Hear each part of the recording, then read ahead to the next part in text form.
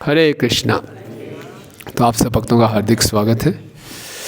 और हर सोमवार को चैतन्य चरितामृत से पाठ किया जाता है और अगले सोमवार को तो गौर पूर्णिमा ही है। तो चैतन्य चरितामृत एक बहुत ही विशेष ग्रंथ है। श्रील भक्तिसिद्धांत स्वामी ठाकुर महाराज कहते हैं कि अगर संसार में प्रलय आ जाए, आपके हाथ में गीता है, वो छूट जाए कोई बात नहीं, भागवत निकल जाए हाथ से तब भी कोई बात नहीं, पर किसी ना किसी ढंग से चैतन्य चरितामृत को बचा लो। और चैतन्य चरितामृत की तुलना वो एक बंगाली मिठाई से करते हैं जो रस से भरी हुई है। और साथ ही चैतन्य चरितामृत जो है, चैतन्य चरितामृत यानी कि चैतन्य महाप्रभु के चरित्र का अमृत है। साथ ही साथ चेतन का अर्थ होता है एक जीव, लिविंग एंटिटी। अगर कोई जीव अमृतत्व के वातावरण में रहता है तो उसका क्या व्यवहार होता है, क्या चरित्र होता है। यानी कि जब हम जैसे बद्ध जीव भगवान के धाम में जाएंगे तो वहाँ पे हमारा क्या व्यवहार होगा, उसका अभ्यास यहाँ शुरू करें। तो चैतन्य चरितामृत एक पूरी वैष्णव सदाचार की बहुत सुंदर पुस्तक है। और चैतन्य महाप्रभु स्वयं भगवान हैं, लेकिन भक्त के रूप में अवतार लिया। पंचतत्वात्मकम कृष्ण भक्त रूप स्वरूपकम भक्त अवतारम भक्ताख्यम नामामि भक्त शक्तिकम। केवल उन्होंने नहीं, साथ में वो भक्त हैं। भक्त स्वरूप कौन है? नित्यानंद प्रभु। और भक्त अवतार कौन है? अद्वैताचार्य। और साथ में श्रीवास ठाकुर भक्ताख्यम नमामि भक्त शक्तिकम। और शक्ति कौन है? गंधर्व पंडित। ये पांचों हैं पंचतत्व।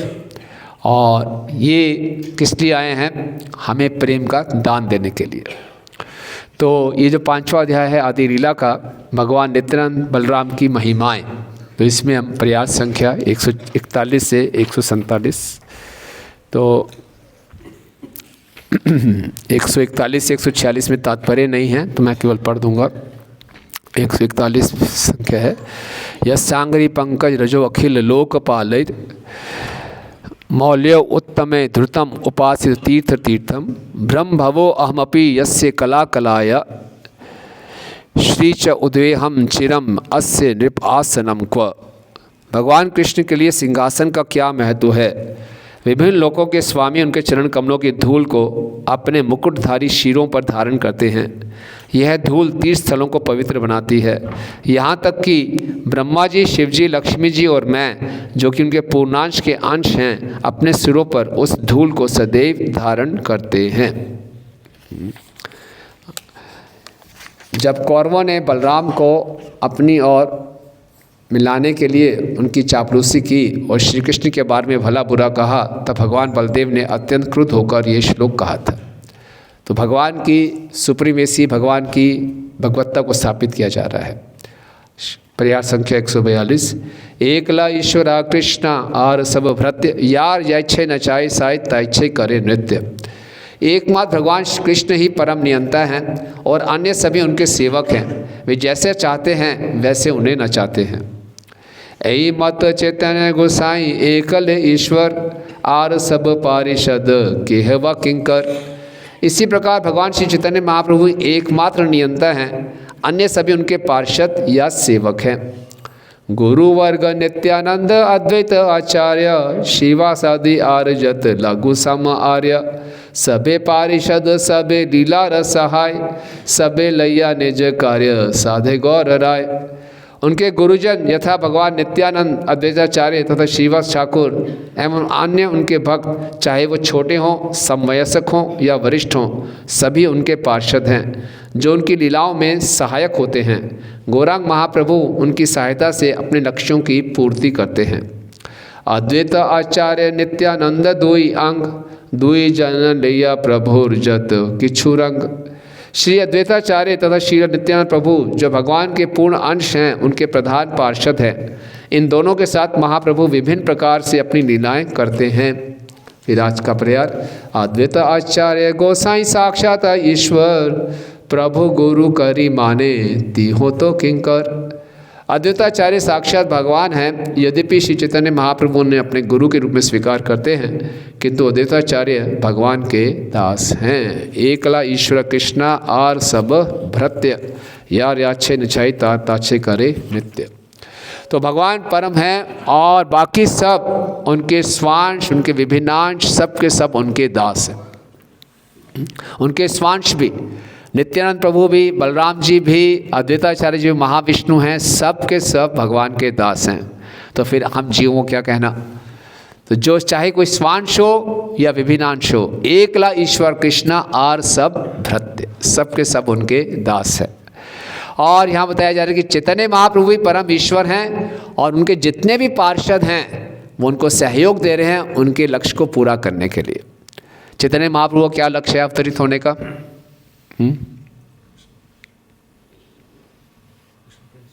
कृष्ण प्रेम को बांटना। तो ये पंच तत्व जो हैं क्या कर रहे हैं? कृष्ण प्रेम को बांट रहे हैं। 7वें अध्याय में हम पढ़ेंगे कि किस प्रकार से ये जो कृष्ण प्रेम का जो भंडार था इस पे ताला लगा हुआ था, सील लगते, पूरा सील्ड था।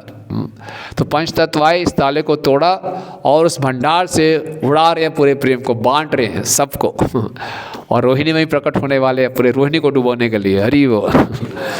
तो और जितना इस भंडार से प्रेम को निकाल के बांटा जा रहा है, ये भंडार बढ़ता जा रहा है। इस संसार में आप किसी चीज़ को बांटेंगे तो कम होगी, लेकिन प्रेम ऐसा है, भक्ति ऐसी है जिसको जितना बांटेंगे उतना ये बढ़ेगा। तो ये महाप्रभु का लक्ष्य है और जितने भी महाप्रभु के पार्षद हैं वो उनको इसमें सहयोग देते हैं। तो यहाँ पे विशेष बात है कि अद्वैताचार्य जी चैतन्य महाप्रभु से आयु में बहुत श्रेष्ठ थे, उनके पिता की आयु से भी बड़े थे। और दूसरा, चैतन्य महाप्रभु के गुरु थे ईश्वरपुरी, उनके गुरु भाई थे अद्वैताचार्य। तो एक प्रकार से चैतन्य महाप्रभु के भी गुरु थे अद्वैताचार्य। तो उस दृष्टिकोण से चैतन्य महाप्रभु अद्वैताचार्य जी को बहुत आदर सम्मान देते थे। जय श्री जगन्नाथ बलदेव सुभद्रा महारानी की जय, श्री गौ निताय की जय।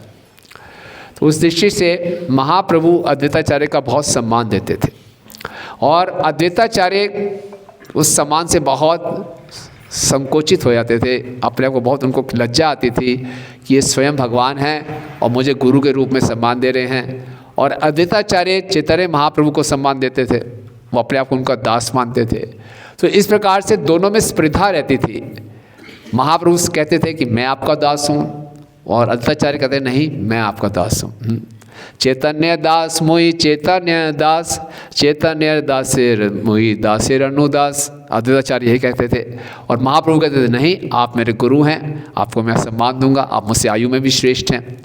तो ये आध्यात्मिक जगत है। हम देखते हैं कि जब अद्वैताचार्य जी क्या किया, एक बारी अद्वैताचार्य को बहुत दुख होता था कि महाप्रभु मुझे इतना सम्मान क्यों देते हैं। तो एक बारी शिवास आंगन में कीर्तन हो रहा था, तो कीर्तन करते करते महाप्रभु भावावेश में आ गए और मूर्छित हो गए। तो अद्वैताचार्य जी ने सोचा ये अच्छा मौका है, तो तुरंत गए और महाप्रभु के चरणों की धूल लेकर अपने सर पे लगा ली। कुछ समय के बाद महाप्रभु चेतना में वापस आए, बाह्य चेतना में फिर से कीर्तन शुरू किया। कीर्तन करते करते महाप्रभु रुक गए, बोले मैं कीर्तन कर रहा हूँ लेकिन मैं कुछ संबंध स्थापित नहीं कर पा रहा, है ना, मुझे कुछ लग नहीं रहा कि मैं भगवान की प्रसन्नता के लिए कुछ कर रहा हूँ। ऐसा लगता है मुझसे कुछ अपराध हो गया है, ऐसा लगता है किसी ने कुछ चुरा लिया है ना। किसने चोरी की है? तो सब जानते थे किसने चोरी की है। अब कोई बोलेंगे कि इन्होंने चोरी की है तो अद्वैताचार्य से डांट पड़ेगी, और महाप्रभु पूछ रहे हैं स्वयं भगवान, उनको नहीं बताएंगे तो फंसेंगे। तो सब बेचारे घबरा रहे थे, सारे भक्त लोग। अद्वैताचार्य जी ने सोचा ये सब घबरा रहे हैं, मुझे ही कहना चाहिए। बोले जो चीज़ आसानी से ना मिले उसकी चोरी करनी पड़ती है। तो मैंने ही चोरी की है, आप मुझे अनावश्यक इतना सम्मान देते हैं। तो महाप्रभु को बहुत क्रोध आया। महाप्रभु ने कहा कि मैं एक कनिष्ठ भक्त हूँ, बड़ी मुश्किल से आपकी शरण में आया हूँ, छोटी मोटी बड़ी भक्ति शुरू की थी, वही सब भी आपने चुरा ले। तो आप तो महाविष्णु हैं, आप तो सबका संहार कर देते हैं, आप मेरा भी संहार कर देंगे। तो इस प्रकार से अद्वैताचार्य का गुणगान कर रहे थे। तो आप महाचोर हैं लेकिन मैं भी महाचोर से चोरी करूँगा। और चैतन्य महाप्रभु ने जबरदस्ती अद्वैताचार्य के चरणों की धूल को अपने सर पे लगा लिया और खूब नाचने लगे। क्योंकि महाप्रभु बहुत बलवान थे, अद्वैताचार्य बहुत वृद्ध थे, उनको रोक नहीं पाए, तो उनके चरणों की धूल को लिया और सर पे लगा लिया। तो इस प्रकार से दोनों में स्पर्धा रहती थी। तो अद्वैताचार्य जी अभी बड़े संतुष्ट नहीं थे, क्या करेंगे, महाप्रभु इतना मुझे सम्मान देते हैं। तो उनको बोला महाप्रभु को सबसे अधिक गुस्सा कब आएगा? अगर मैं मायावत का प्रचार करूँगा।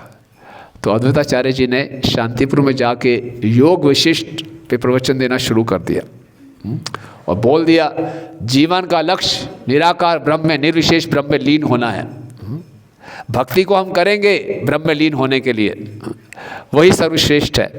तो ये बात नवद्वीप में पहुंची चैतन्य महाप्रभु के पास, उनको बहुत गुस्सा आया। बड़े नाड़ा, तुम्हारे कहने पे मैं यहाँ पे आया और अब तुम निर्विशेष ब्रह्म का गुणगान कर रहे हो। उनको विश्वास नहीं हुआ तो ले गए वहाँ पे। तो बहुत बड़ा पंडाल लगा हुआ है और स्टेज के ऊपर अद्वैताचार्य बैठे हैं और सामने से देख रहे हैं निमाई पंडित आ रहे हैं। तो अद्वैताचार्य का और उत्साह बढ़ गया और जोर जोर से बोलने लगे निराकार ब्रह्म में लीन होना ही जीवन का लक्ष्य है। ये जो भक्ति है, नाचना गाना है, सब ब्रह्म में लीन होने के लिए है। जितने जितने महाप्रभु निकट आते जा रहे थे, अद्वैताचार्य और जोर जोर से निर्विशेष ब्रह्म की उत्कृष्टता को स्थापित किए जा रहे थे। महाप्रभु को इतना क्रोध आया, मंच पर चढ़ गए और अद्वैताचार्य जी को व्यासन से नीचे घसीटा, नीचे घसीटते हुए लाए, खूब मारा खूब पिटाई की। और जितनी पिटाई करते जा रहे थे अद्वैताचार्य बोले हाँ हाँ हाँ, ये मेरे जीवन का लक्ष्य पूरा हो गया, आज आप मुझे अपना दास मान रहे हैं। और वहाँ पिटाई हो रही है और जो सच्ची माता हैं सीता चुकरानी, उनकी भार्या, वो बोल रही है महाप्रभु को रुक जाओ बेचारे बूढ़े व्यक्ति हैं, मर जाएंगे। महाप्रभु का क्रोध शांति नहीं हो रहा। हरिदास ठाकुर भी नाच रहे हैं, वाह इनका जो पूरी योजना थी पूरी हो गई। और अद्वैताचार्य टांग खा खा के बोल रहे हरि बोल हरि बोल। तो ये है कितना उनके अंदर ये भावना थी कि मैंने महाप्रभु के दास बन के रहना है। ये वैष्णविज्म है ना। वैष्णव सिद्धांत क्या है कि हमेशा अपने आप को हम दूसरों के दासों का दास माने। इसी प्रकार से नित्यानंद प्रभु स्वयं बलराम जी हैं और उन्होंने हमेशा महाप्रभु के अपने आप को दास के रूप में माना। नित्यानंद प्रभु महाप्रभु से 12 साल पहले प्रकट हो गए थे और तब तक वो भ्रमण करते रहे। उन्होंने संकीर्तन शुरू नहीं किया जब तक उनको निमाई से आज्ञा प्राप्त नहीं हो गई। और हम देखते हैं उसके बाद जब उन्होंने संकीर्तन शुरू किया तो साथ में पूरा साथ दिया। बाद में जब महाप्रभु ने नित्यानंद प्रभु को बोला, जगन्नाथपुरी में महाप्रभु थे, नित्यानंद प्रभु को एक एकांत स्थान पे ले गए और बोले कि नित्यानंद मेरी इच्छा है कि आप गृहस्थ आश्रम में जाओ। नित्यानंद प्रभु को बहुत बड़ा शौक, एकदम बहुत हैरान हो गए कि आपका संग छोड़ के मैं गृहस्थ आश्रम में जाऊँगा। बोले हाँ, क्योंकि आप जो गृहस्थ आश्रम में प्रचार कर पाएंगे वो मैं नहीं कर पाऊंगा। तो नित्यानंद प्रभु ने बोला ठीक है, मैं तो आपके हाथों की पुतली हूँ, आप जैसा नचाएंगे मैं नाचूंगा। तुरंत आप देखिए इतना बड़ा निर्णय, बोले आप गृहस्थ आश्रम में जाओ। चले गए प्रचार करने के लिए, महाप्रभु की इच्छा थी। इससे पहले जब वो नवद्वीप में थे तो एक बार श्रीवास आंगन में व्यास पूजा का उत्सव आया। तो श्रीवास ठाकुर नित्यानंद प्रभु को बोल रहे थे कि आप माला लीजिए और वेदव्यास जी को डालिए। नित्यानंद प्रभु माला लेकर खड़े हैं। 10 बारी कम से कम बोला होगा श्रीवास ठाकुर ने, ये वेदव्यास जी हैं, इनको माला डालिए। नित्यानंद प्रभु खड़े हैं ऐसे ही। महाप्रभु ने बोला आप माला डालिए। नित्यानंद प्रभु ने तुरंत महाप्रभु को माला डाल दी। बोले मेरे लिए गुरु आप हैं, मैं आपका दास हूँ। तो इस प्रकार से चाहे चैतन्य महाप्रभु अपने आप को अद्वैताचार्य का दास मानते थे, अद्वैताचार्य अपने आप को महाप्रभु का दास मानते थे। और महाप्रभु ने हम देखते हैं कि हमें जो प्रेम बांटने आए हैं और ये संकीर्तन इसका मुख्य माध्यम है जिस प्रकार से हम इस प्रेम को प्राप्ति कर सकते हैं, वो इस प्रेम को बांट भी सकते हैं। लेकिन हमारा प्रचार, हमारा संकीर्तन तभी सफल होगा जब भक्त लोग आपस में एक दूसरे का आदर करेंगे और जिनको हम प्रचार कर रहे हैं उनका भी हृदय से आदर करेंगे। श्री जीव गोस्वामी जी कहते हैं कि कनिष्ठ अधिकारी का प्रचार ज़्यादा सफल नहीं होता। क्यों? क्योंकि कनिष्ठ अधिकारी में आदर की भावना नहीं होती। वो सोचता है कि मैं सबसे श्रेष्ठ हूँ, लेकिन जब तक आदर की भावना नहीं होगी प्रचार सफल नहीं होगा। चैतन्य महाप्रभु ने इसको हमें करके दिखाया। भक्तों क्या, अभक्तों क्या, जो मायावादी थे उनको भी महाप्रभु बहुत आदर देते थे। जब महाप्रभु संन्यास लेकर सच्ची माता के आदेश से जगन्नाथपुरी में गए और जब जगन्नाथपुरी में गए तो पहली बार जब उन्होंने जगन्नाथ जी के दर्शन किए तो महाप्रभु इतने प्रेमावेश में आ गए कि बिल्कुल अंदर गर्भगृह में प्रवेश करके जगन्नाथ जी को श्याम सुंदर कृष्ण के रूप में देख रहे थे। उनका आलिंगन करने को भागे और तुरंत वहीं मूर्छित हो गए। और जितने भी वहाँ पे सुरक्षा कर्मचारी थे वो डंडा लेकर आए महाप्रभु की पिटाई करने के लिए, जाके आप जगन्नाथ जी को ऐसे आलिंगन करने जा रहे हो। लेकिन तभी वहाँ पे सार्वभौम भट्टाचार्य आ गए और सार्वभौम भट्टाचार्य वहाँ के पूरे जैसे कहते हैं हेड पुजारी थे, उन्होंने उनको रोका। और सार्वभौम भट्टाचार्य ने देखा इतना सुंदर युवा सन्यासी और कोई लक्षण नहीं आ रहे, ना सांस निकल रही है ना पेट ऊपर नीचे हो रहा है, और बड़ी चिंतित में पड़ गए। तो उन्होंने देखा, उनको आज्ञा दी कि इनको उठा कर ले जाओ। अपने घर में ले गए और एक छोटी सी रुई का लिया और नाक के सामने रखा तो हिल रही थी। बोले हाँ कुछ श्वास बाकी है। लेकिन बड़े हैरान थे, ये सारे के सारे जो लक्षण हैं बिल्कुल प्रेम के लक्षण हैं। और जब बाद में महाप्रभु भाई चेतना में वापस आए तो सार्वभौम भट्टाचार्य ने मालूम किया ये कौन है। बोले इनका नाम कृष्ण चैतन्य है। अच्छा ये सन्यासी है। बोले अच्छा ऊंची संप्रदाय में इनकी दीक्षा नहीं हुई, मैं उनको ऊंची संप्रदाय में दीक्षा दे सकता हूँ। और उनको बोला ये सन्यासी हैं। तो दोनों के बीच में वार्तालाप होती है चैतन्य महाप्रभु और सार्वभौम भट्टाचार्य के बीच में। तो जब उनको मालूम चला कि ये सन्यासी हैं तो बोले कि आप तो नारायण हैं, मैं आपका दास हूँ। ये जब सुना तो महाप्रभु ने बोला सुनी महाप्रभु कैला श्री विष्णु स्मरण भट्टाचार्य कहे किछु विनय वचन। तब उन्होंने भट्टाचार्य से क्या कहा, तुम्ही जगत गुरु सर्वलोक हित करता वेदांत पढ़ाओ सन्यासिर उपकर्ता। तो आप तो जगत गुरु हैं। मायावादियों में अक्सर जगत गुरु सन्यासियों को कहते हैं। बोले आप जगत गुरु हैं, आप पूरे लोक का हित करते हैं, आप सभी सन्यासियों को वेदांत पढ़ाते हैं। और फिर क्या बोले, अमी बालक सन्यासी भांद मान मंद नहीं जानी तोमार आश्रय होने हूँ गुरु करी मानी। मैं तो बालक सन्यासी हूँ, आप जगत गुरु हैं, आप मुझ पर कृपा कीजिए, मैं आपका आश्रय ग्रहण करता हूँ। स्वयं भगवान हैं, वो मायावादी हैं, उनको बोले हैं मैं बालक सन्यासी हूँ, आप मुझ पर कुछ कृपा कीजिए।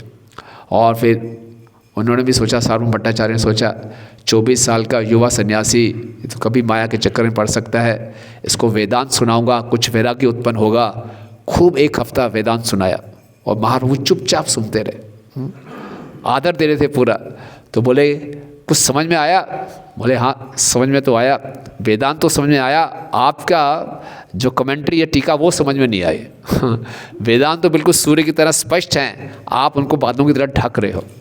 और उसके बाद फिर चैतन्य महाप्रभु ने अपना वर्णन किया और फिर सार्वभौम भट्टाचार्य को मालूम चला कि स्वयं भगवान है। महाप्रभु ने पहले सार्वभौम भट्टाचार्य को पूरा आदर दिया, उसके बाद उनका प्रचार सफल हुआ। इसी प्रकार से प्रकाशानंद सरस्वती जो मायावादी थे और जब महाप्रभु वाराणसी में थे तो प्रकाशानंद सरस्वती चैतन्य महाप्रभु की बहुत निंदा करते थे और बाकी भक्त लोग आके बताते थे कि वो सन्यासी आपकी इतनी निंदा कर रहे हैं, तो महाप्रभु केवल मुस्कुरा देते थे। और जब फिर उनकी सभा में गए तो महाप्रभु कहाँ बैठे? ऐसे स्थान में बैठे जहाँ सब लोग अपने हाथ पांव धो रहे थे। और फिर महाप्रभु ने मायावादियों को आकर्षित करने के लिए अपने शरीर की कांति आभा बढ़ाई, जिससे उनसे आकर्षित हुए। और फिर प्रकाशानंद सरोवर से नीचे उतरे और महाप्रभु को बोला आप नीचे यहाँ मत बैठिए, ऊपर आके मंच पर बैठिए। तो ये देखते हैं बहुत आवश्यक है कि अगर हमने प्रचार करना है तो जिनको हम प्रचार कर रहे हैं उनके प्रति आदर की भावना रखें। क्या रखें कि उनके अंदर भी परमात्मा निवास करते हैं और उनको हमने भगवान से मिलाना है, उनके अंदर आदर होना आवश्यक है। और ये आदर की भावना हम उनके प्रति तभी रख पाएंगे जब भक्त लोग आपस में भी एक दूसरे के प्रति आदर की भावना रखें। ये जो आंदोलन है हमारा संकीर्तन का आंदोलन है, ये प्रेम और विश्वास पर आधारित है, लव और ट्रस्ट पर।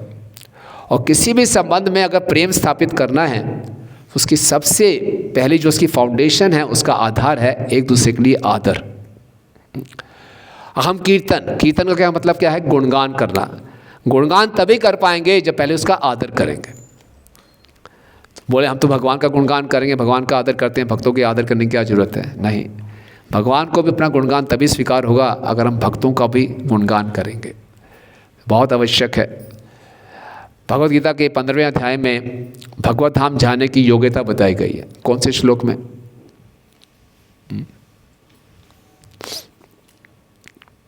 15वें अध्याय का 5वां श्लोक। निर्माण मोह जित्संग दोष अध्यात्म नित्य विनिवृत्व कामा द्वंद्वैर्मुक्ता सुख दुख संगै गच्छन्ति मूढ़ा पदमव्ययम तत्। गच्छन्ति मूढ़ा पदमव्ययम तत्। उस परम स्थान को कौन प्राप्त करेगा? पहली योग्यता क्या है? निर्माण, जो मान की इच्छा ना रखता हो। और बलदेव विद्याभूषण उसकी टीका बताते हैं, निर्माण कोई जीव कैसे बन सकता है? सबको मान देकर। और ये चैतन्य महाप्रभु ने बोला, अमानिना मान देना कीर्तनीय सदा हरि। दूसरों को मान दो, मान की इच्छा ना रखो, तब कीर्तन हमेशा चलता रहेगा। अगर उल्टा रखेंगे, अमानिना मान देन, क्या है? मानिना अमान देन कि सब मुझे मान दे, मैं किसी को मान नहीं दूंगा, कभी कीर्तन चलेगा नहीं। अरे भैया इसने मुझे कम मान दिया, वहीं हम रुष्ट होकर बैठ जाएंगे, अंदर से कुंठित होंगे, क्या कीर्तन करेंगे? तो अपने मान की इच्छा ना रखें और दूसरों को हमेशा मान दें, तो कीर्तन चलता रहेगा, तो हमें प्रेम प्राप्त होगा। इसकी प्रैक्टिस करनी है, ये बहुत आवश्यक है। इसीलिए हमारी वैदिक संस्कृति में एक दूसरे को बहुत आदर दिया जाता था, जड़ वस्तु को भी आदर दिया जाता था। आप सबको ध्यान होगा, अपने माता पिता, अपने पूर्वजों को हम देखते थे, एक एक चीज़ संभाल के रखते थे, हर चीज़ का कुछ ना कुछ सदुपयोग होता था। लेकिन आज के इस तथाकथित आधुनिक सभ्यता तो कहना ही नहीं चाहिए, यूज़ एंड थ्रो है, यूज़ करो और फेंको, तो कोई कल्चर ऑफ रिस्पेक्ट, कोई आदर की संस्कृति नहीं रह गई है। आपको मालूम है इस समय पूरे विश्व में सबसे ज़्यादा कौन सी चीज़ बिक रही है?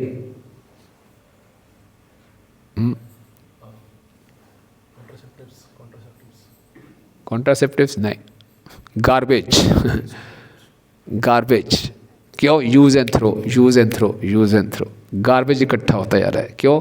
एक गार्बेज सभ्यता है, कूड़े करकट की सभ्यता है, यूज़ एंड थ्रो। किसी भी संबंध में आदर की भावना नहीं रह गई।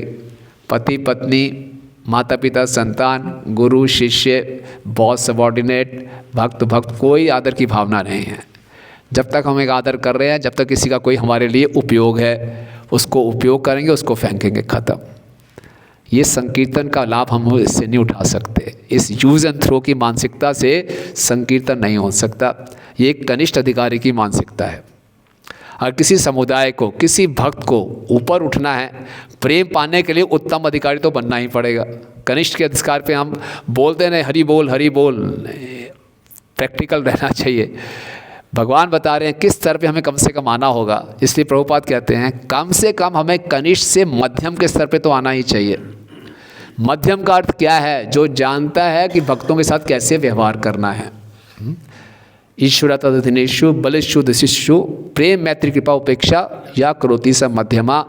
भगवान से प्रेम, भक्तों से मैत्री, और जो मासूम लोग हैं उन पे दया, और जो द्वेष करते हैं उनकी उपेक्षा, ये सीखना है। तो अपने प्रयास करने हैं। इसीलिए बहुत आवश्यक है कि हम जाने एक दूसरे को कैसे हम आदर दे सकते हैं। वैष्णव समाज में कैसे आदर दिया जाता है? देखा जाता है कौन हमसे वरिष्ठ है, कौन हमसे ज्ञान में श्रेष्ठ है, कौन हमसे भक्ति में श्रेष्ठ है, कौन हमसे आश्रम में श्रेष्ठ है। बहाने ढूंढे जाते हैं, नहीं आप मुझसे श्रेष्ठ हैं। यहाँ अद्वैताचार्य और चैतन्य महाप्रभु बहाने ढूंढ रहे हैं। महाप्रभु कह रहे हैं नहीं आप मेरे गुरु के गुरु भाई हैं, आप मेरे गुरु समान हैं। अद्वैताचार्य कह रहे हैं नहीं, मैं खाली आयु में बड़ा हूँ आपसे, लेकिन आप परम भगवान हैं, मैं आपका दास हूँ। बोलते नहीं मैं आपका दास हूँ। ये होना चाहिए। अगर ऐसा नहीं है, यहाँ तो मौका ढूंढा जाता है, अरे भैया जब दीक्षा हमारी एक दिन की हुई थी, लेकिन मैं तुमसे 2 सेकंड श्रेष्ठ हूँ मेरा नाम पहले बुलाया गया था, तो मैं सीनियर हूँ। नहीं, मौका ढूंढना कि नहीं मैं सीनियर नहीं हूँ, आप सीनियर हैं। भक्तिविनोद ठाकुर जी ने चैतन्य शिक्षामृत में बताया है, एक हायरार्की ऑफ रिस्पेक्ट बताई है कि कैसे समाज में कैसे आदर देना चाहिए। तो 8 स्टेप्स बताएं कि सबसे पहले क्या मर्यादा है। सबसे पहले है नरमय मर्यादा। नरमय मर्यादा क्या है? सभी जीवों को आदर देना है। सभी जीवों के अंदर परमात्मा का निवास है, लेकिन जिस जीव को मनुष्य देह मिला है वो ज़्यादा आदरणीय है ना। हम लोग किसी मंदिर के बाहर कोई पशु भी खड़ा है, कुत्ता भी खड़ा है, उसको वांछा कल्पतरु नहीं करते, नहीं भक्त दिखाई देता उसको वांछा कल्पतरु करेंगे। तो मनुष्य जीवन जिसको मिला वो ज़्यादा आदरणीय है। लेकिन इसका मतलब ये नहीं है जो निम्न योनि में है उनको हम सताएं। एक बार श्रील प्रभुपाद जी के शिष्य सन्यासी थे, वो प्रभुपाद जी के साथ किसी चिड़ियाघर में गए और चिड़ियाघर में पिंजरे में शेर को देखा। तो सन्यासी ने क्या कि अपने डंडे से शेर को ऐसे ऐसे मारने लगा ना, वो पिंजरे के अंदर बंद था, पूरे वो कर रहे थे। प्रभुपाद ने खूब डांटा उनको, फ़ायदा मत उठाओ वो पिंजरे के अंदर बंद है, तुम डंडा उसको दिखा रहे हो, रिस्पेक्ट करो उसकी। हालांकि आप मनुष्य हो, इसका मतलब ये नहीं कि आप निम्न योनि को तंग करो, लेकिन मनुष्य को हमने ज़्यादा आदर देना है। ये है नरमय मर्यादा। दूसरा है सभ्यतर मर्यादा। सबको मनुष्य जीवन मिला है, उसमें कौन ज़्यादा सभ्य है उसको ज़्यादा आदर देना है ना। बहुत से ऐसे लोग हैं जो अनसिविलाइज्ड हैं, असभ्य, उससे ऊपर सभ्य है। सभ्य का मतलब जहाँ कुछ धर्म का पालन किया जाता है वो सभ्य है। ओके, तो सभ्यतर मर्यादा। फिर है राज और पद मर्यादा। किसी मनुष्य को कुछ राज्य पद प्राप्त है तो उसका आदर देना चाहिए। हमें ये नहीं कहना चाहिए इस पद के योग्य नहीं है ना। हम तो मौका ढूंढते हैं, इसमें ये फॉल्ट है, इस पद के योग्य नहीं है। कोई समझ लीजिए, हम देखते हैं अगर हम सड़क पे जा रहे हैं, आप अपनी कंपनी के या बहुत बड़ी कंपनी के मालिक भी क्यों ना हो, एक पुलिस कांस्टेबल ने आपको रोक दिया तो पुलिस कांस्टेबल को आपको आदर देना पड़ेगा। आप ये नहीं कह सकते देख जानते नहीं मैं कौन हूँ, पुलिस कांस्टेबल को आदर देना है।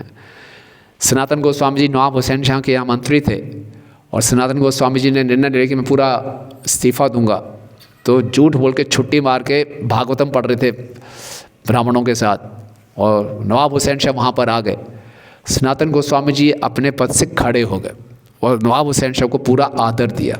वहाँ श्रील प्रभुपाद जी लिखते हैं, हालांकि नवाब हुसैन शाह यमन था, गायों की हत्या करता था, लेकिन फिर भी क्योंकि वो राजा था, सनातन गोस्वामी जी वैष्णव हैं, ऐसे राजा जो कि गौ की हत्या करने वाले उनको आदर दे रहे हैं। प्रभुपाद जी लिखते हैं, किसी के पास कोई भी पद है इसका मतलब है उसके ऊपर कृष्ण की कृपा है। तो हम उस कृष्ण की कृपा को आदर दे रहे हैं उस व्यक्ति को जब आदर दे रहे हैं। अगर उसके पद को हम आदर नहीं दे रहे, इसका मतलब हम कृष्ण की कृपा को आदर नहीं दे रहे। तो पद है, चाहे वो व्यक्ति उस योग्य है या नहीं है, उस पद को उस पर बिठाया गया है, तो कृष्ण की इच्छा है, कृष्ण की कृपा है, तो उसको आदर देना है ना। प्रहलाद महाराज भी जब हिरण्यकशिपु से बात कर रहे हैं, क्या बोल रहे हैं, तमास क्या है उस श्लोक है, असुर वीर्य है ना, कि आप असुरों में श्रेष्ठ हैं ना। तो इस प्रकार से ये पद को आदर देना है। चौथा है विद्या मर्यादा। किसी के पास अच्छा बड़ा पद है, लेकिन उससे ज़्यादा मर्यादा उसको देंगे, उसको मान देंगे जिसके पास कुछ विद्या है, चाहे भौतिक विद्या ही क्यों ना हो, उसको आदर देना चाहिए। उसको उस विद्या को प्राप्त करने के लिए उसने कुछ मेहनत की है। विद्या मर्यादा के बाद है सद्गुण मर्यादा। किसके अंदर अच्छे गुण हैं। आजकल किसी के पास अच्छा पद भी हो सकता है, बहुत हाईली एजुकेटेड भी हो सकता है, लेकिन गुण ना हो और चारों नियम को तोड़ता है, लेकिन उसकी अपेक्षा कोई दूसरा व्यक्ति है जिसके अंदर सभी अच्छे गुण हैं, वो उससे श्रेष्ठ माना गया है। फिर सद्गुण मर्यादा के बाद है वर्ण मर्यादा। वर्ण मर्यादा में ब्राह्मण, क्षत्रिय, वैश्य, शूद्र किस प्रकार के वो कार्य कर रहा है उसके हिसाब से उसको मर्यादा दी जाती है। फिर वर्ण मर्यादा के बाद है सातवां है आश्रम मर्यादा। सन्यासी को सबसे ज़्यादा मर्यादा आदर दिया जाता है। फिर वानप्रस्थ हैं, गृहस्थ हैं, ब्रह्मचारी हैं, और फिर है अंत में है भक्ति मर्यादा। किसके पास सबसे ज़्यादा भक्ति है। तो भक्त लोग तो क्या देखेंगे, नहीं मेरे हृदय में कम भक्ति है, आपके हृदय में ज़्यादा भक्ति है। जो वास्तव में भक्ति में उन्नति कर रहा है वो कभी भी अपने आप को ये नहीं मानेगा कि मैं सीनियर हूँ, बोलेगा नहीं नहीं मैं हमेशा कनिष्ठ हूँ। कोई ना कोई बहाने ढूंढेगा कि आप उम्र में मुझसे श्रेष्ठ हैं, आपकी दीक्षा पहले हुई, आपके अंदर ज्ञान ज़्यादा है, आपके अंदर भक्ति ज़्यादा है। ये हमारे लिए बहुत ही सेफ पोजीशन है।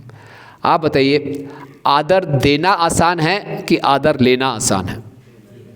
लेना लेना कि देना? देना आसान है, लेने के लिए बहुत मेहनत करनी पड़ेगी और नहीं मिला तो परेशान रहेंगे, बहुत परेशान रहेंगे ना। अक्सर लोग परेशान रहते हैं, बहुत रहते हैं, जितना मिलना चाहिए था उतना नहीं मिला। क्योंकि जब आदर लेने की आदत डालेंगे ये हमारे मिथ्या अहंकार को बढ़ाता है, और मिथ्या अहंकार की बहुत भूख है। ये नहीं कि छोटे से आदर से कोई संतुष्ट हो जाएगा, बोले और आदर चाहिए और आदर चाहिए। हम कभी भी संतुष्ट नहीं होंगे अगर हमेशा हम आदर की अपेक्षा रखेंगे। लेकिन हमेशा हमने आदर देना ही है, ये अपना स्वभाव बना लें तो बहुत है, हमेशा प्रसन्न रहेंगे। तो ये आदर पाने की इस भूख को कैसे ख़त्म करें, हम सबके अंदर है। किसी में चर्चा कर रहा था भक्त से, बोले प्रभु ये तो मेरी नीड है, नीड, ह्यूमन नीड है, आदर तो सबको चाहिए ना, ये तो आवश्यक, इतना तो मिलना ही चाहिए, तो कैसे करें। तो बताया जाए कि अगर ये हमारी जो आदर पाने की बहुत हमारी नीड है, इसको कैसे सेटिस्फाई कर सकते हैं, अपने अंदर कृतज्ञता की भावना ला के कृतज्ञ रहें, है ना। जितने हम कृतज्ञ रहेंगे, जितना आदर मिल रहा है उसमें संतुष्ट रहेंगे। जितना हम कृतज्ञ रहेंगे उतना दूसरों को आदर देंगे, उनकी प्रशंसा करेंगे। उससे क्या लाभ होगा, हम उतनी ज़्यादा महाप्रभु की कृपा को आकर्षित कर पाएंगे। अगर हमें अपने जीवन का लक्ष्य स्पष्ट है, जीवन का लक्ष्य इस संसार में कुछ बनना नहीं है, इस संसार से निकलना है। इस संसार में बहुत बड़ी पदवी पा ली, बहुत से फॉलोअर्स इकट्ठे कर ली, बहुत मान सम्मान पा लिया, क्या लाभ है। वो व्यक्ति हमेशा परेशान रहेगा, इस मान सम्मान को संभाल के रखना, और कोई मेरा कॉम्पिटिटर तो नहीं आ रहा, असुरक्षित रहेगा, परेशान रहेगा। लेकिन मैं दूसरों को मान सम्मान दूंगा, कृतज्ञ रहूँगा, दूसरों की भक्ति की प्रशंसा करूँगा, तो भगवान चैतन्य महाप्रभु की कृपा को आकर्षित करूँगा और भक्ति में आगे बढ़ूँगा। ये तो मेरे जीवन का लक्ष्य है। इसी लक्ष्य को पाने के लिए तो संस्था में आए हैं। लेकिन अगर यहाँ हो आकर फिर हम नहीं ये चाहिए वो चाहिए वो चाहिए, तो हमेशा परेशान रहेंगे। तो गौर पूर्णिमा उत्सव आ रहा है, महाप्रभु क्यों प्रकट हुए, मेरे लिए प्रकट हुए, मुझे प्रेम देने के लिए आए। लेकिन महाप्रभु ने बोला, अद्वैताचार्य से कहा, जब अद्वैताचार्य जी ने हुंकार लगाई कि आप आइए, आपको ही प्रकट होना पड़ेगा, इस कलयुग के जीव और किसी से नहीं संभलेंगे, तो महाप्रभु ने बोला ठीक है मैं प्रकट हो रहा हूँ, आपके कहने पे मैं प्रकट हुआ हूँ, सबको कृष्ण प्रेम दूंगा, केवल उसको नहीं दूंगा जो बहुत अहंकारी है, जो अपराध करता है। अगर हम हमेशा मान की इच्छा रखते हैं, निश्चित रूप से हमसे अपराध होगा, तो उस प्रेम से वंचित रहेंगे। तो महाप्रभु प्रकट हो भी रहे हैं, लेकिन हम सूखे के सूखे रहेंगे, हम इस प्रेम की वर्षा में गीले नहीं होंगे। क्यों? अहंकार है, मुझे ये चाहिए, मुझे वो चाहिए। हमें केवल क्या चाहिए? कृष्ण प्रेम चाहिए। उसके लिए क्या करना है, कैसे अपने को योग्य बनाना है कि हम अमानी ना मानदेन होने का प्रयास करें। महाप्रभु उनके पार्षद हमें सिखा रहे हैं, तभी हम भक्ति में आगे बढ़ पाएंगे और इस महाप्रभु की कृपा का पूरा लाभ उठा पाएंगे। कोई कह सकता है प्रभु मैं अगर इस बात का पालन करना शुरू करूंगा तो लोग बहुत मेरा गलत फ़ायदा उठाएंगे। यहाँ तो लोग मौका ढूंढते हैं कैसे दबाया जाए, तो मेरा तो बहुत क्षमा कर,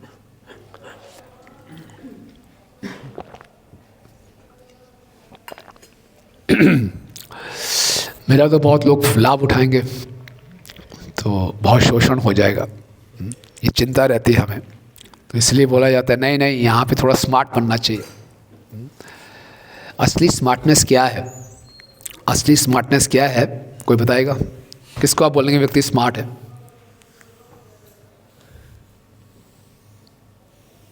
अपने वर्चस्व को बनाए हैं? अपने वर्चस्व को बनाए रखे, अपने वर्चस्व जो उसका मान सम्मान है वो बनाए रहे।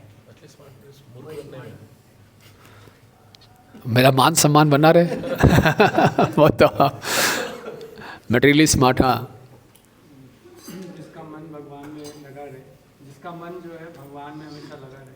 अच्छा, और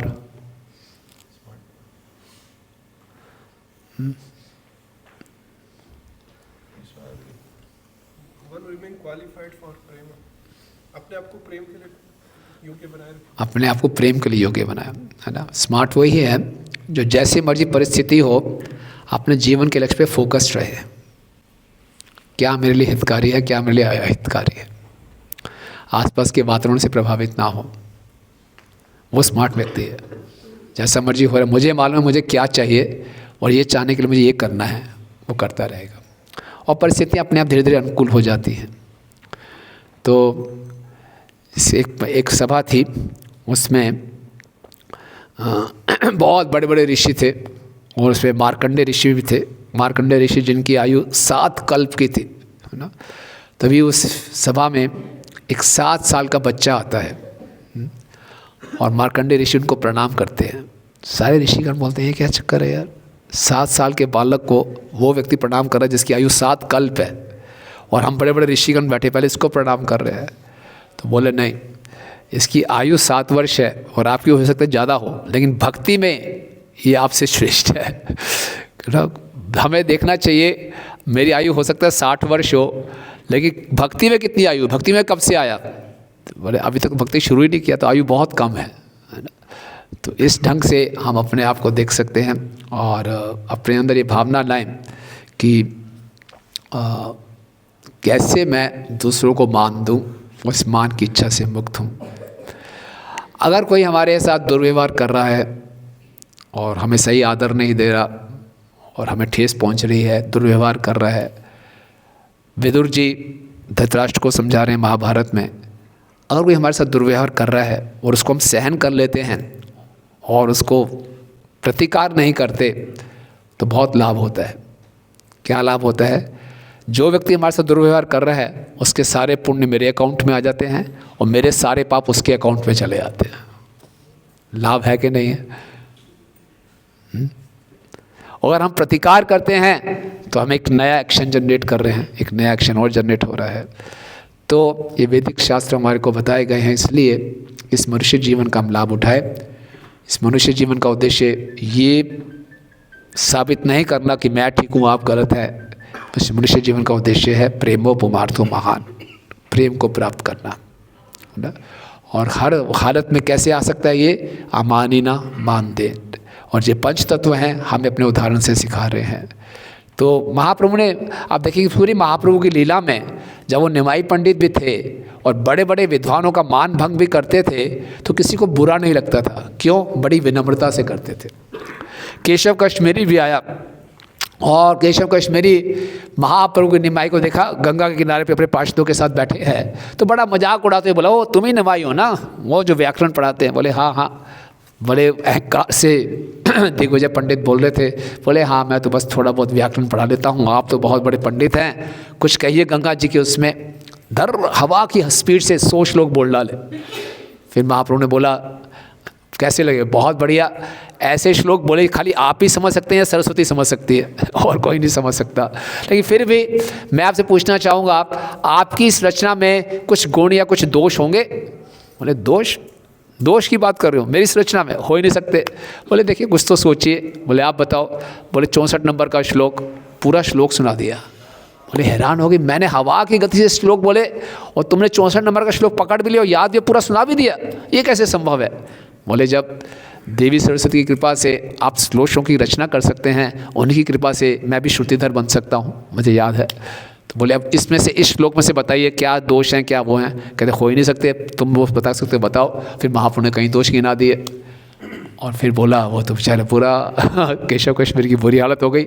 सभी महाप्रभु के संगी हंसने लगे। निमाई ने बोला नहीं हंसो मत, आप बहुत थके हुए हैं अभी, है ना, आराम से जाइए, विश्राम कीजिए, कल सुबह चर्चा करेंगे। तो महाप्रभु ने उनके मान को भी भंग किया, लेकिन इस ढंग से कि उनको बुरा नहीं लगा। तो ये हमने सीखना है।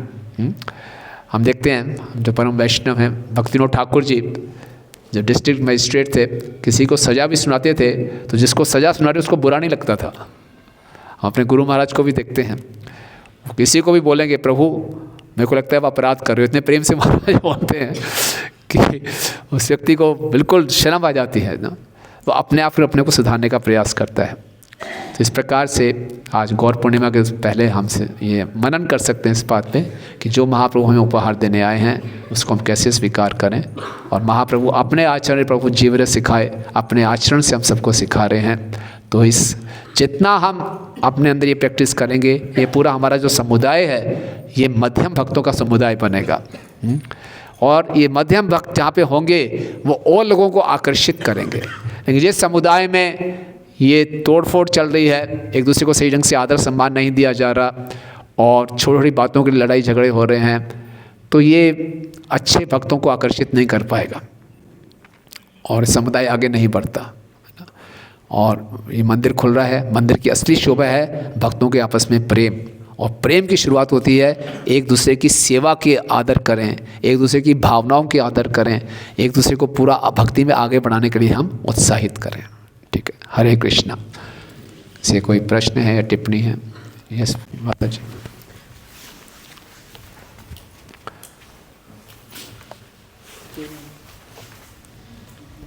हरे कृष्ण। ठीक है, हरे कृष्ण प्रभु जी। मेरा प्रश्न, thank you very much for the very beautiful lecture.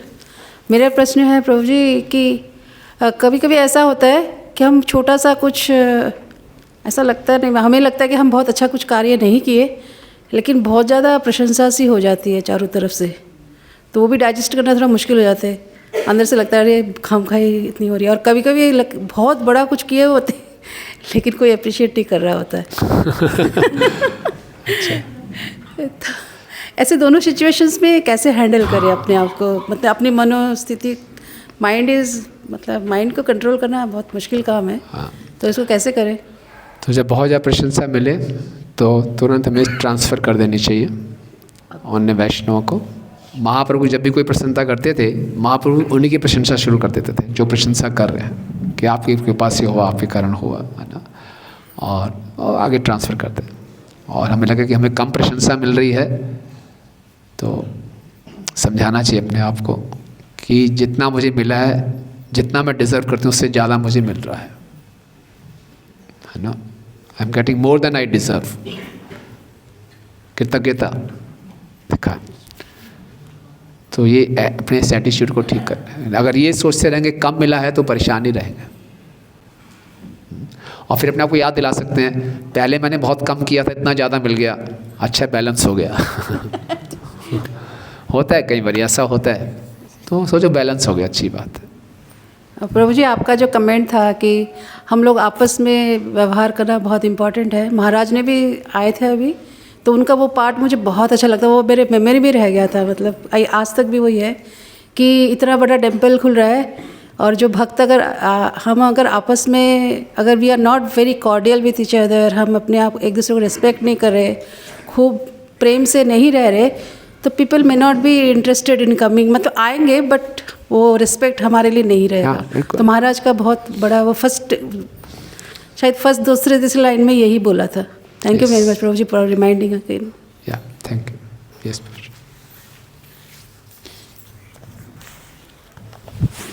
हरे कृष्ण प्रभु जी, बहुत ही अच्छे टॉपिक पे आपने आज लेक्चर किया प्रभु। जैसे कि बार बार डिस्कशंस होते रहते क्लासेस की, तो वो तो मटेरियल वर्ल्ड का एक तरह का स्वभाव ही है, तो उस पर इतना मतलब ज़्यादा परेशान जो लोग होते हैं उत्तर पर देखा जाता है कि डिवोटीज़ के जो डिफरेंसेस होते हैं वो डिवोशन में आने के बाद अपने अपने आइडियाज़ के अनुसार चलना चाहते हैं।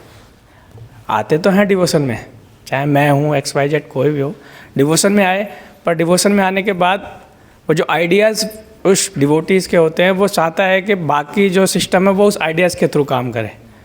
पर जब वो उस आइडियाज़, क्योंकि किसी के ऐसा इंटेंशनली नहीं होता कि वो किसी को प्रॉब्लम पहुँचाए, तृणादपि सुनिचैन तरोरपि सहिष्णुना, ये बहुत बार ही हमने सुना, सब कुछ किया, पर उसके बाद भी आज इस प्लेटफॉर्म पे हम नहीं पहुंच पा रहे। तो उसका कारण यही है कि हम अपने आइडियाज़ जो हमने डेवलप किए हैं एक सर्टन ऑफ टाइम पे, उन आइडियाज़ से नहीं निकल पा रहे। तो उन आइडियाज़ से निकलने के लिए क्या किया जाए कि हम एक कम्युनल, एक सामूहिक रूप से एक विचार पे काम करें, और गुरु महाराज के जो विचार हैं, श्रील प्रभुपाद के विचार हैं, उस पे चल के हम अच्छे से प्रगति कर पाएँ। पर अपने आइडिया से ना निकल पाने का क्या कारण है और उससे कैसे? अच्छा प्रश्न है आपका। जो कनिष्ठ अधिकारी होते हैं, हम सब कनिष्ठ, बुरा ना माने, अधिकांशतः कनिष्ठ के स्तर पे होते हैं, जो उनकी क्या संस्कृति मैं और मेरा। तो मैं और मेरा में मेरी संपत्ति, मेरा पद, मेरा ये, मेरा वो, साथ में मेरा आइडिया। तो हर कोई अपने आइडिया से, अपने ओपिनियन से बहुत आसक्त है, और उसके ओपिनियन को ना माना जाए, सोचते मुझे नहीं माना जा रहा, जैसा मैं चाहता हूँ उसी ढंग से होना चाहिए, है ना। ये भी एक देहात्म चेतना की है कि मेरा आइडिया, मैं हूँ, मेरा आइडिया, मैं अपने आइडिया से अपने आप को आइडेंटिफाई करता हूँ। मेरे आइडिया को स्वीकार नहीं किया गया तो मुझे स्वीकार नहीं किया गया, मेरा अपमान हो गया। तो इससे ऊपर उठना है। पृथु महाराज को ब्रह्मा जी ने बोला बंद कर दो यज्ञ, बंद कर दिया। तुरंत वहाँ विष्णु प्रकट हो गए। उन्होंने बोला मेरा ओपिनियन है, गलती मैं नहीं कर रहा, इंद्र कर रहा है, इसको रोको। नहीं, आप बंद कर दो। बंद कर दिया, अपना सारा ओपिनियन छोड़ दिया, कोई बात नहीं, ब्रह्मा जी की प्रसन्नता के लिए। और ब्रह्मा जी प्रसन्न हुए, तुरंत विष्णु जी वहाँ प्रकट हुए। तो ये है, मैं और मेरे के चक्कर में हम फंसते हैं। इसलिए जितना हमारा, अभी कैसे होगा, कनिष्ठ से मध्यम ऐसे जंप तो नहीं मार सकते। माधुर्य कादंबरी में बताया गया है, निष्ठा के स्तर तक हमारी देहात्म चेतना रहती है, मैं और मेरा। रुचि के स्तर पर आकर कुछ आध्यात्मिक इमोशन शुरू होते हैं, कुछ आभास होता है मैं शरीर नहीं आत्मा हूँ। तो निष्ठा तक हमें क्या करना है, शक्ति से, अगर गुरु के प्रति हमारा आदर की भावना है, गुरु की आज्ञा का पालन करना है।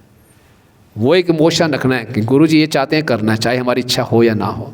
ऐसा करते करते हम निष्ठा तक पहुँचेंगे, उसके बाद फिर रुचि की स्टेज आएगी।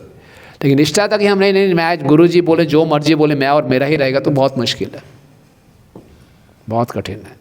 बहुत जन्म यदि करे श्रवण कीर्तन तदुन पद पाए कृष्ण पदे प्रेम था। तभी गुरु की आज्ञा लेते, गुरु की शरण लेते हैं, दीक्षा प्राप्त करते हैं कि हमारी ये जो ऑफेंसिव मेंटलिटी है ये सही हो जाए, इससे हम ऊपर उठ सकें, मैं और मेरा से ऊपर उठ सकें।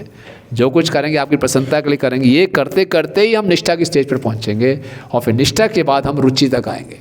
रुचि में आकर कुछ होती है, ना धनम ना जन्म ना सुंदरीम, तब तक इस निष्ठा तक ये रुचि बनी रहती है, धनम जन्म सुंदरी में। नहीं, इससे ऊपर कैसे उठेंगे, गुरु के प्रति अपने इमोशंस को डेवलप करके।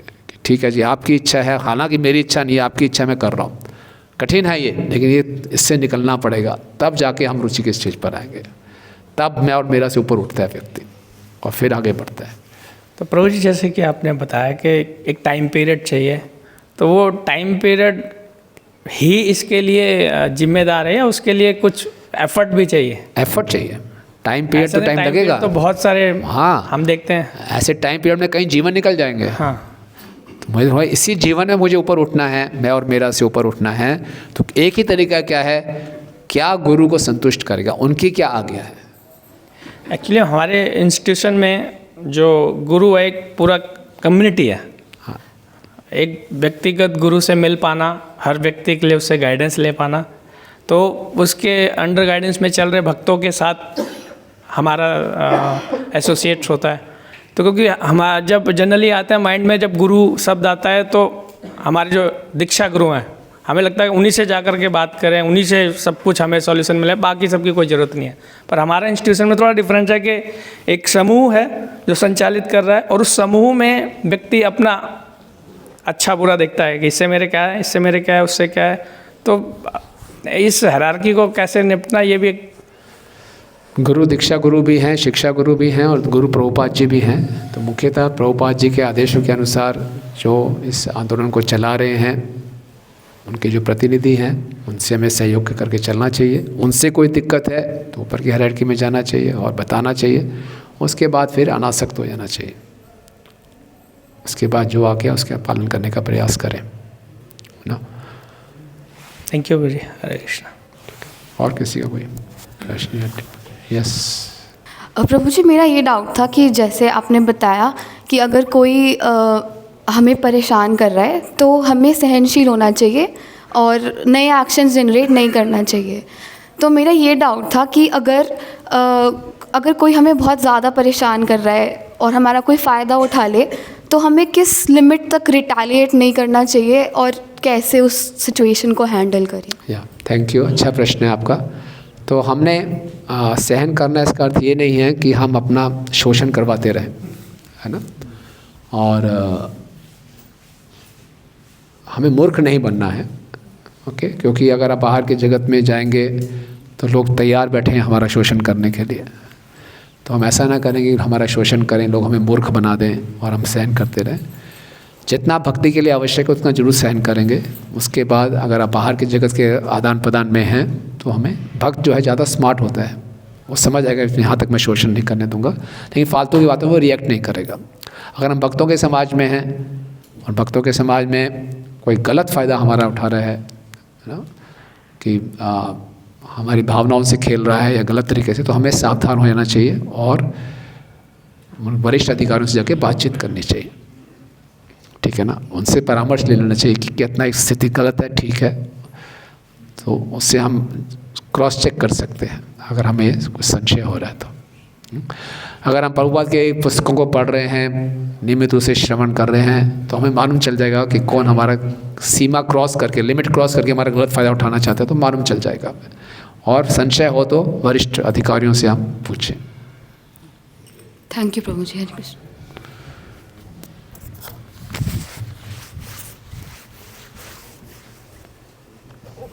Thank you Prabhu ji for wonderful presentation.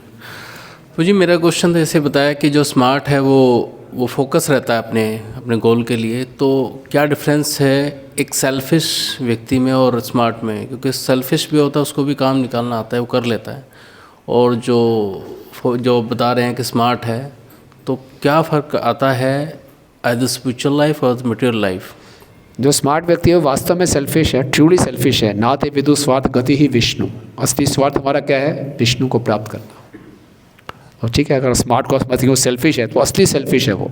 Self क्या हूँ? आत्मा। तो आत्मा का स्वार्थ क्या है? भगवान का प्रेम। उसके लिए वो है, उसके लिए चाहेगा जो मुझे करना है, मुझे आदर देना है आदर दूंगा, मुझे झुकना है मैं झुकूंगा। क्यों? मुझे वो प्राप्त करना है। As simple as that. लेकिन सेल्फिश में देखते हैं एक नेगेटिव एक्सपेक्ट बन जाता है। वो मटेरियली सेल्फिश तो नेगेटिव देखा जाता है, लेकिन स्पिरिचुअली सेल्फिश देखेंगे तो मालूम है मेरे गति किस में है? भगवान की सेवा में, भगवान के प्रेम में पाने में। बस तो सबको आदर दूंगा, सबका सम्मान करूंगा, क्योंकि मुझे वो चाहिए। एक क्वेश्चन और पूछ सकते हैं?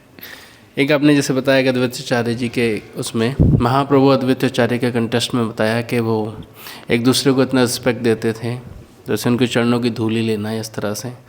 तो मुझे जैसे हमारे एक आइडल हैं, सीनियर हैं, तो हम उनसे कभी प्रसाद मांगना चाहते हैं या उनकी चरणों की धूल, तो वो संकोच करते हैं, देते नहीं हैं। तो ऐसे में क्या करना चाहिए जी? जिनकी हम चरणों की धूल चाहते हैं उनसे ज़बरदस्ती करें उनकी थाली से ज़बरदस्ती प्रसाद चुरा लें। नहीं, रिक्वेस्ट भी करते हैं तो फिर रिक्वेस्ट कर लें तो कोई बोले चलो ले लो चरणों की धूल, ऐसे नहीं। तो इसमें देखिए थोड़ा स्मार्ट भी होना पड़ेगा और दूसरा इस ढंग से नहीं करना कि वो भक्त निराश हो जाए, वो भक्त अप्रसन्न हो जाए, उसको क्रोध आ जाए, ऐसा भी नहीं करना। लेकिन एट द सेम टाइम अगर मौका मिले तो मौका चूकना नहीं चाहिए, लेकिन इस ढंग से भी नहीं करना कि दूसरे को हम नाराज़ करें। मुझे रिक्वेस्ट करें तो अगर वो ना दें तो फिर क्या करें? कोई बात नहीं, अगर नहीं दे रहे हैं तो असली चरणों की धूल है, उनकी आज्ञा का पालन करना। चरणों की धूल ले लें, उनकी आज्ञा का पालन ना करें, इतना चीप नहीं है ना। धूल इकट्ठी करके पूरा डब्बा भरा हुआ है तो उनका और रोज ऐसा कर रहे हैं और चरणों उनकी आज्ञा का पालन नहीं कर रहे, अपनी मनमानी कर रहे हैं, तो ये चलेगा नहीं। Thank you. ठीक है, धन्यवाद आप सब भक्तों का। हाँ चलो लास्ट प्रश्न हो जाएगा।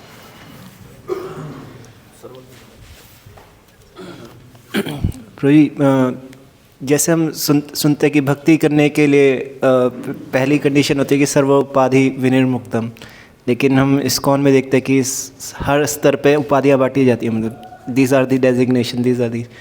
तो इस सिचुएशंस को किस प्रकार से समझा जाए और किस प्रकार से लिया जाए कि मतलब उपाधि मिली भी है और उस उपाधि से ऊपर भी उठना है और उस उपाधि को आसक्त भी नहीं होना, फिर उसमें तब जाके प्योर डिवोशनल सर्विस हम फॉलो कर पाएंगे। And then how to the second part of this कि how to develop trust among each other, हम आपस में ट्रस्ट को किस प्रकार से बढ़ा सकते हैं सोसाइटी में। तो पहला प्रश्न है कि हमने उपाधियों से मुक्त होना है। आती उपाधि दी जाती है, आप ब्रह्मचारी हैं, आप गृहस्थ हैं, वानप्रस्थ हैं, सन्यासी हैं, आप ये इंचार्ज हो, आप क्लीनिंग इंचार्ज हो, आप टेम्पल क्लीनिंग इंचार्ज हो, आप रूम क्लीनिंग इंचार्ज, हर एक इंचार्जेज हैं, उपाधियाँ हैं। क्यों? तो इन उपाधियों को दिया जाता है उपाधियों से निकलने के लिए, कांटे से कांटे को निकाला जाता है ना। तो इस उपाधियों का उपयोग हमें समझना है कि इस उपाधियों से आसक्त नहीं होना, इन उपाधियों का उपयोग करना है भक्ति में आगे बढ़ने के लिए। अगर ये उपाधियाँ नहीं होंगी तो संचालन मुश्किल होगा, है ना। पुजारी का मेरी उपाधि नहीं है, कोई उपाधि नहीं है, सब दास हैं, लेकिन क्या दास हूँ मैं? कोई दास है ऐसा जो पुजारी की सेवा कर रहा है, कोई दास ऐसा जो प्रसाद बना रहा है, आप प्रसादम इंचार्ज हो, आप देखो प्रसाद बन रहा है भक्तों के लिए नहीं बन रहा, ऐसा किसी को जिम्मेवारी नहीं देंगे। उपाधि मतलब यहाँ पे जिम्मेवारी है, सेवा है, तो उसको निभाना है ना। बाहर की दुनिया में उपाधि होती है, उपाधि के साथ वो फैसिलिटीज़ मिलती हैं, तो कई बार फैसिलिटीज़ से हम ज़्यादा आसक्त हो जाते हैं और जो जिम्मेवारी है उससे कम होते हैं। तो उपाधि को एक जिम्मेवारी के रूप में लेना है और उसको करना है, लेकिन डिटैच भावना से। डिटैच का मतलब ये नहीं है कि इरिस्पॉन्सिबल हो जाए। कहाँ समझेंगे कि कहाँ हम डिटैच हो रहे हैं, कहाँ समझेंगे हम इरिस्पॉन्सिबल हो रहे हैं, है ना, ये भी आता है। तो डिटैच वहाँ हो रहे हैं माने कि मैंने अपनी सेवा को पूरे ढंग से निभाया, जैसे मर्जी परिणाम है उसको मैं स्वीकार करूँगा। इरिस्पॉन्सिबल क्या है कि मैं पूरे प्रयास ही नहीं कर रहा, जो हो रहा होने दो, वो इरिस्पॉन्सिबल है। रिस्पॉन्सिबली एक्ट करना है लेकिन रिजल्ट के लिए डिटैच रहना है। इस प्रकार से हम उपाधियों से अनासक्त हो सकते हैं। उसको सेवा समझना, उपाधि मतलब सेवा, जिम्मेवारी। और कैसे एक दूसरे के प्रति ट्रस्ट बनेगा, एटलीस्ट हम एक दूसरे के प्रति बहुत संवेदनशील रहें, एक दूसरे के प्रति आदर का भावना रखें।